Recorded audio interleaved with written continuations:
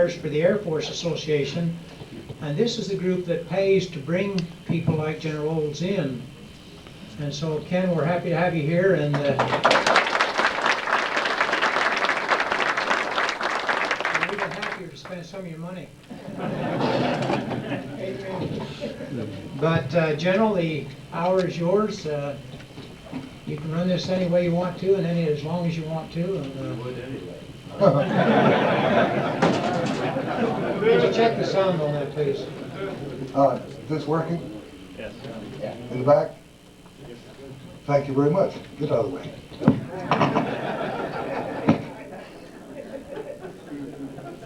I don't know what to do with this. I'll put it. Well, I have a promise. Not working. Does it work now? No. No. I told you. I have a promise from. Can you make this work?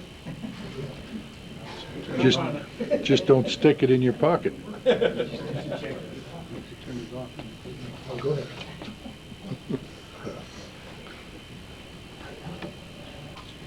You.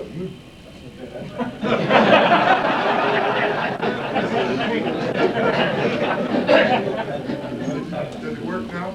Yes. In the back? You hear me? Not the back. No. Put it a little closer to your mouth. Lift it up a little bit.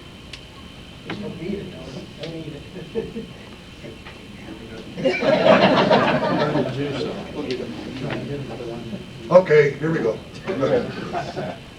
I have a promise from Jack that a couple of years from now, he's going to dry me out and hang me from the rafters in here.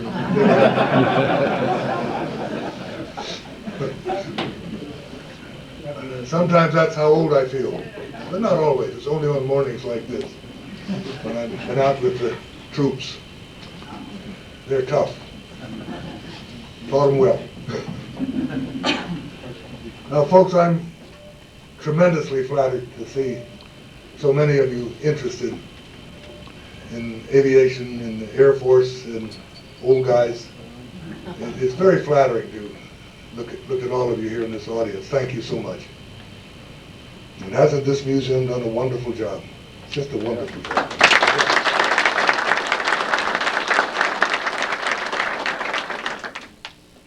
The reason I would be quite flattered to be dried out and hung up is that I was born in the Army Air Corps. My dad was a War I pilot, flew SPADs, and stayed in the service. So I grew up with the sound of engines,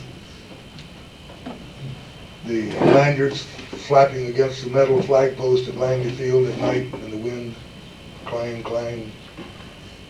Red lights on the hangar roof, maintenance guys warming up the old Liberty engines in the morning. So that was, I was part of that.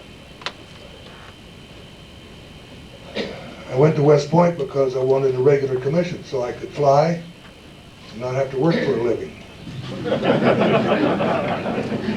And it never occurred to me that those people up there at that place would hand me a rifle and a spade and say, go dig a hole and shoot somebody. No, I was going to fly. And how lucky we were. The timing. Entered in 40. In 42, they announced we were going to graduate a year early. We nearly blew the roof off the mess hall. And we took flying lessons. We learned to fly at the same time we were in West Point. Made a pretty heavy schedule out of it because they compressed 2 years of academics into one and flew on top of that and also played football. So we'd meet ourselves sometimes coming and going from the air patch. But great day, graduation, a pair of silver wings right here. I'll never forget the feeling of walking away from that ceremony, and with my peripheral vision I could see those wings. I mean, I'll never forget that feeling. Went on out to Williams Field, Chandler, Arizona, many of you know where it is. Flew the British version of the P-38. It's called a P-322 for you buffs. Engines rotated the same way, not counter-rotating. Everything was manual. Oil shutters, coolant shutters, everything. So you didn't fly with your hands on the throttle, you flew with your hands on these coolant shutters, working this thing to keep the engines within in the green. It was in July, it was so hot there, that you had to wear gloves. You touch the airplane on the walk around, you get blisters. It was so hot. I'll never forget that.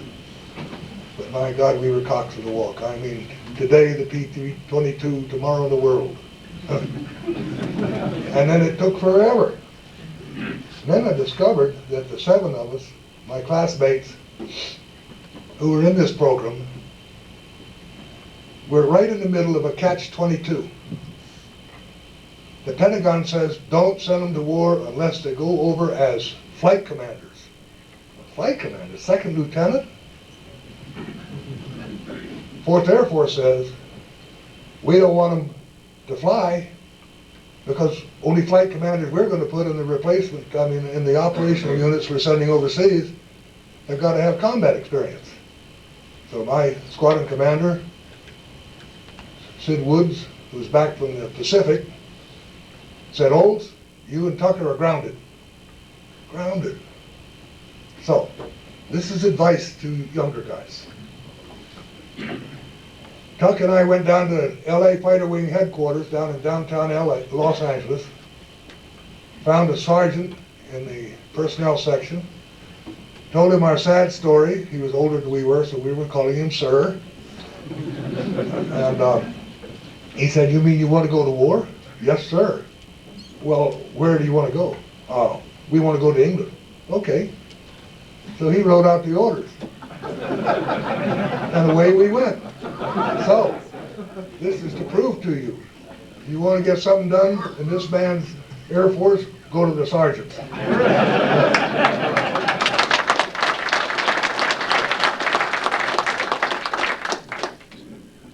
Well, it took a little while, but we assembled with our squadron. Maybe I shouldn't confess this, but we had a going away party at a base called Santa Maria. They gathered the 3 squadrons together, and we were going to get on a train in a day or so. So we had a farewell party. The last thing I remember at that party, I went outside because,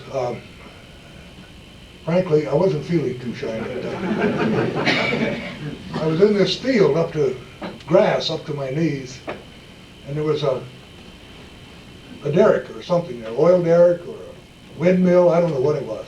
And as I looked at it, it fell over. Then I realized it didn't fall.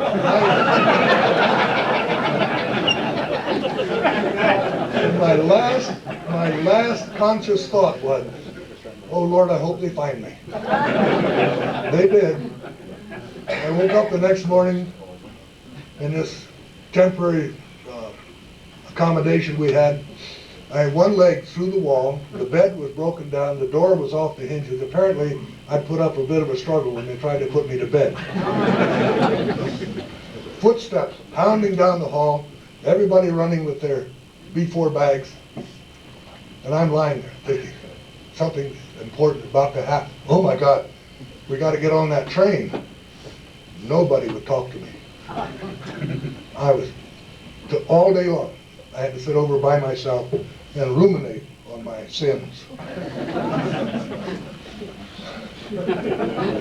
We were on that train forever, all the way across America. I remember we were going up through the desert, and by now I've been forgiven. And we have all been issued 45s. Dumbest thing.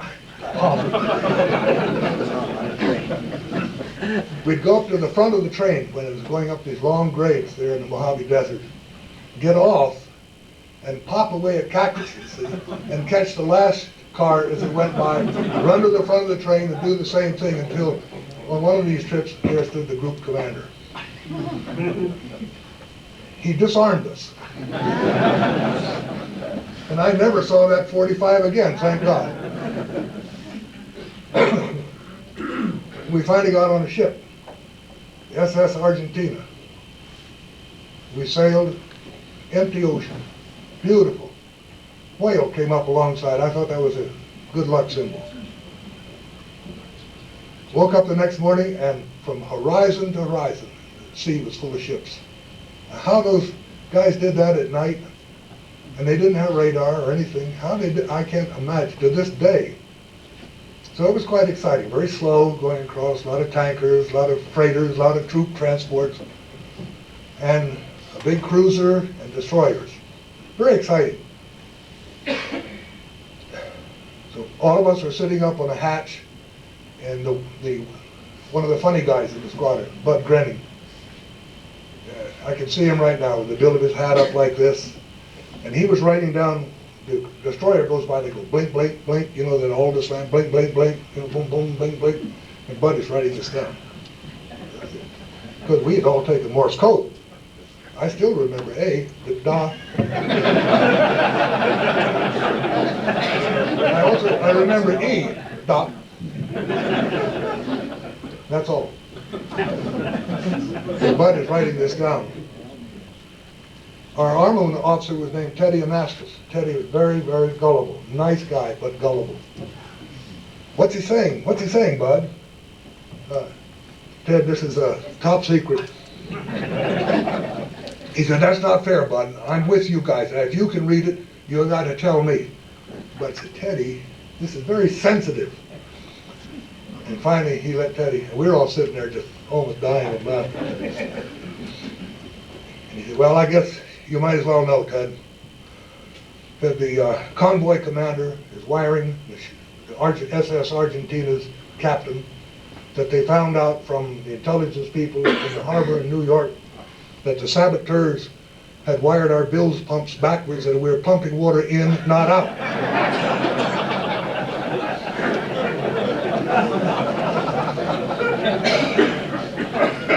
For the rest of the journey, Ted wore his life jacket.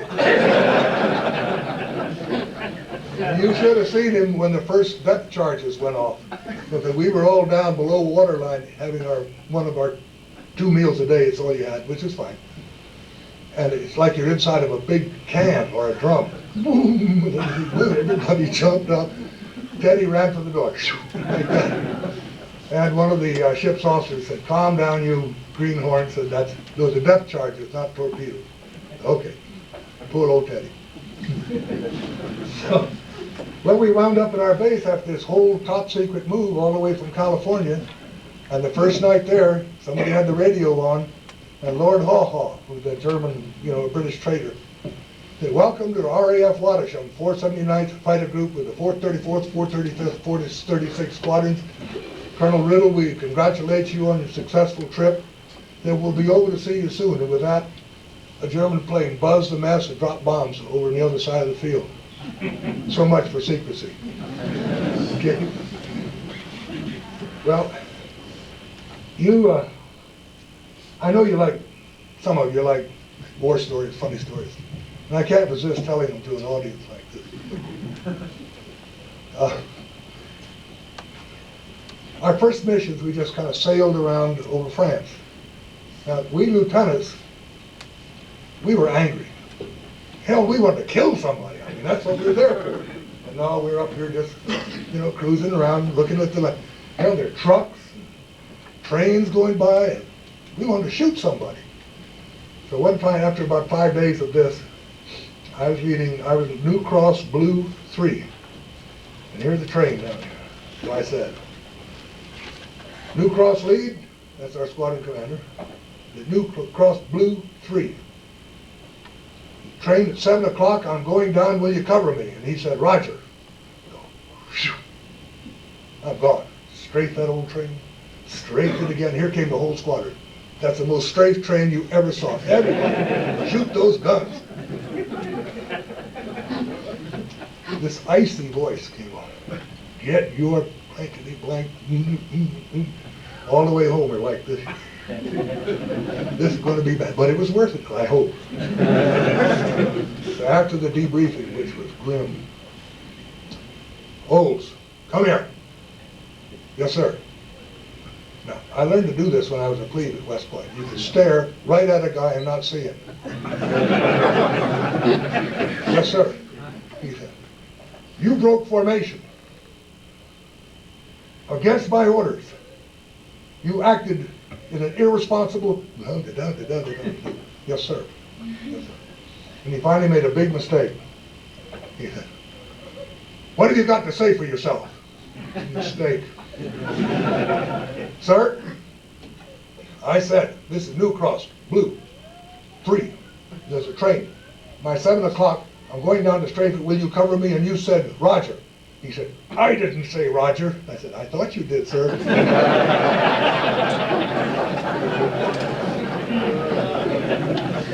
It was New Cross, Blue, 4. And this has been thoroughly discussed before the mission. Well, he was a wonderful man. That was Major Miller Heron. A wonderful guy. We all admired him and thought the world of him. I have a picture hanging in my house right now, 8 of us standing in front of a P-38. Some kneeling, 4 standing, 4 kneeling. Tommy Olson, Robin, fellow's name I can't remember, Lieutenant Pig, P-I-G-G, Miller Heron, Hub Zemke, Gleason, and one other kid whose name I can't remember. Of those 8 fellows that were taken in August of '44, by September, 2 of us were left. Now, I'm not trying to tell you that, war was hell. Mostly we were dumb. Accidents, bad weather, inexperience. That's what got most of us. But out of the original 40, 8 of us finished the tour. And the wonderful thing was in those days, within a unit, you had your unit organizational chart, your technical, TO&E or whatever we called it. What did we call it? Is that right? TO&E. You'd, if they thought you could hack it, you'd get promoted in your own unit. So I wound up at 22 years old, a major commanding the squadron. Well, there was only 1 or 2 left. What else could they do? But, I mean, there were times when there were funny things. There were times when there were exciting things. Like one day we were on a sweep. Zemke's taken over because the original group commander was shot down. And this is just before he went down. So we're on a sweep, thanks to him, to Zemke. I got D-flight way out on the left side. Because I hear the rest of the group all looking like here and here. I wanted to see the sky over here. But I figured out that if the Jerrys were going to come up and hit the bomber stream, which is way up to our north of us, that they'd have to go this way. And by God, I saw them. So we kind of sneaked over, didn't say anything. Don't let the rest of them know about this. It's all ours. Number 3 and number 4 engines detonated on that old P-38, trying to, full throttle. But number 2 and I snuck up on these fellas. They were between 55 and 60 ME-109s. And I thought, ooh, forgot to drop my tanks. Off go the tanks, clatter, clatter. Got lined up on this poor 109. Just about to squeeze the trigger, both engines stopped. I had forgot to change tanks when I dropped it. So I went ahead and shot anyhow. And I think I am the only pilot in history that ever shot down an enemy aircraft while I was in the glide booth. Well, I got my engine started again and rejoined the battle. By then it's breaking up and everybody's going in every which direction, and I managed to get another one. And I looked down and here are 2 109s chasing a Mustang. I don't know where he came from, but so without thinking, you do not do that in a P-38. Believe me. You get into compressibility so fast you don't know what's happening, and that blanks out your elevators. And so your control yoke is just flopping like this, and you're going straight down. It's a long, long trip. There's no way you're going to bail out. And with luck and low ground elevation, heavier air, some guys could pull out. I was one of the lucky ones. Mostly it's smoking holes. Well, in the pull out, off goes the canopy. Boom! You know, too many G's, too fast. Noisy, scary, I'm panning, heart going like this. And I looked around to check for other damage, and you know what? There was some damn German back there trying to kill me, and I didn't think that was fair. I mean, he was just shooting like mad. So I pulled like that. The old P-38 just went sideways and stopped almost. This poor guy shot right past me, and I rolled the wings level. There he was right in front of me, so I said, bang, boom. So those were the exciting times. Another time we had an intelligence officer, Don Horton. He was our father image. I mean, the oldest guy in the squadron was 25. Don must have been about 28. And he mother henned us. He always wanted to fly in the piggyback. We finally made a piggyback out of one of the P-38s. So I went in one day, the weather was just what I wanted. I'd already talked to the crew chief. And, hey, Don, I got the piggyback lined up. You'd like to go for a ride? Oh, yeah, great. He said, what are we going to do? I said, well, tell you what, let's get over on top of this overcast, and I'll work my way up to the middle of England, up by the Wash, where the countryside looks just exactly like Holland. I mean, there are windmills and there are canals, and you'll see just what Holland looks like. Oh, that would be great. So I'm doing a few rolls and didos and looking at my watch.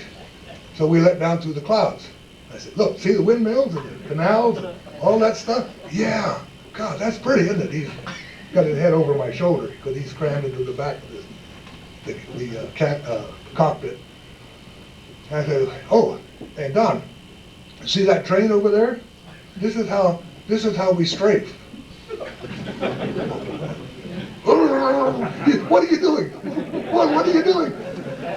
This is England. I said, no. And with that, all this stuff starts coming up. He wouldn't talk to me for a week.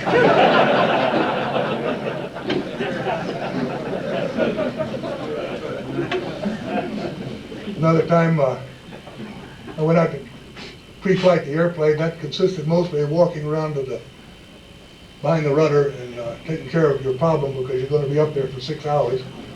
Then you climb on board, but there was a window right above the coolant scoop of the P-51.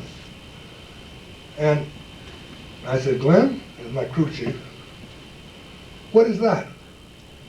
He said, Captain, that's or it was a major, I forget. It's a camera. Camera? What's that doing? He said, I don't know. They put it in there last night and in the hangar, pulled it in the hangar and put a camera in there. I didn't think any more of it. About 3 days later, Don calls me into the sanctum sanctorum. He said, we have a special mission for you today. I said, yeah, what's that? He said, 8th Air Force wants a before, a during, and an after of the marshalling yards at Stuttgart, which are today's target. And I said, Don, you gotta be. He said, no, this is important. And now, you know how that camera works? And I said, yeah, they showed me. I got 2 red marks on the canopy and a red mark on the wingtip. You line those up and hit the button, but you gotta be about 200 feet. He said, well, so I planned it, went in, I got the before, didn't get shot at too much because they couldn't believe anybody be that dumb. It was the during that kind of worried me. Now the bombers used to drop, the lead guy would drop, and they had smoke. And I suspect that all the bombardiers were under their flak vests watching for the smoke, and they'd all hit the button at the same time. Never mind that Norden bomb sight. Anyway, so I watched the smoke. Okay. Right over that marshalling yard, click on goes the camera. I said, come on. Oh, the whole world blew up off my right wing. The target was over here. And it blew me sideways like this. So I said, enough of that. And I went home. So Don and the assistant intelligence officer were there to greet me. couldn't wait. Did you get it? I said, I don't know. Well, what do you mean you don't know? Well, I turned on the switches and did what I was supposed to do. I don't know if the camera worked. Somebody will find out. Well, come in, we want to debrief you. Well, tell us. I said, well, Don, I got the before and I got the during, but I didn't bother with the after. He said, well, why not? I said, because they're all the same.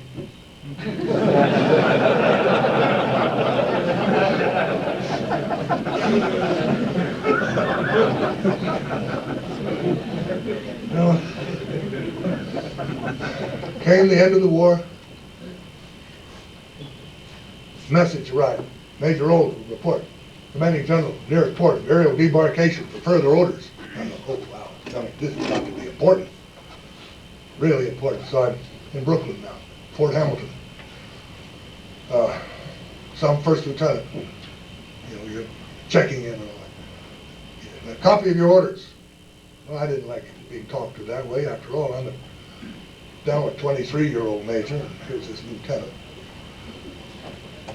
I said, here. I handed him my wire, my TWX, we call it, Twix. He said, those aren't proper orders. Where are your orders? I said, read it.